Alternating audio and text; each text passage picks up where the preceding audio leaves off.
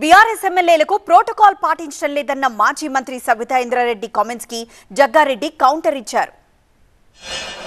ఒక పక్కన ఆయన కూర్చుంటాడు, ఒక పక్కన మీరు కూర్చుంటే అడ్జస్ట్ అయిపోండి మేడం అని చెప్పే కాడికి పోలీస్ ఆఫీసర్స్ వచ్చారంటే ఏం రాజ్యం నడుస్తుంది?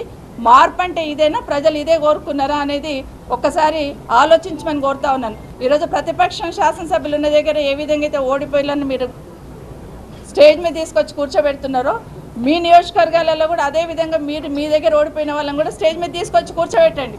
అదొక సంప్రదాయాన్ని మీరే తీసుకురండి, లేకపోతే చట్టాన్ని తీసుకురండి. ఓడిపోయిన వాళ్ళు కూడా స్టేజ్ మీద ఉండాలి అని మొట్టమొదటిగా మా గౌరవ ముఖ్యమంత్రి రేవంత్ రెడ్డి గారి నియోజకవర్గంలోనే మొదలు పెట్టండి. ఓడిపోయిన వాళ్ళని కూడా నాతో పాటు పక్కన కూర్చోబెట్టుకుంటాను మీరు మొదలు పెడితే డెఫినెట్గా మేము కూడా దాన్ని యాక్సెప్ట్ చేసి ముందుకు తీసుకెళ్తాం.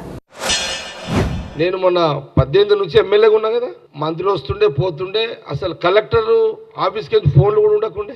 ఎమ్మెల్యే నేను, హరీష్ రావు ఓడిపోయిన ఎమ్మెల్యే వచ్చి కొబ్బరికాయలు కొడుతుంది. నేను ఒకరోజు మా పార్టీ నాయకులు, కార్యకర్తలు, ప్రజలు కూడా అడిగారు, అదేందన్నా నువ్వు ఎమ్మెల్యే ఉన్నావు, నువ్వు కొబ్బరికాయలు కొట్టాలి, మరి ఎమ్మెల్యే కొబ్బరికాయలు కొడుతున్నాడు, హరీష్ రావు పక్కన నిలబడ్డాడు, ఆ పక్క కలెక్టర్ ఉన్నాడు, ప్రోటోకాల్ ఏం లేదన్నా అంటే నేనన్నా అదే మనకు ఉదారమైన స్వభావం ఉన్నదిరా కొట్టుకొని కానీ అన్నా. కొబ్బరికాయలు ఏంద్రా గుమ్మడికాయలు కూడా కొట్టుకొని పోయినాడని చెప్పేసి నేను ఎప్పుడు కూడా, ఎందుకంటే కలెక్టర్ కానీ అధికారులకు కానీ ఫోన్ చేయలే.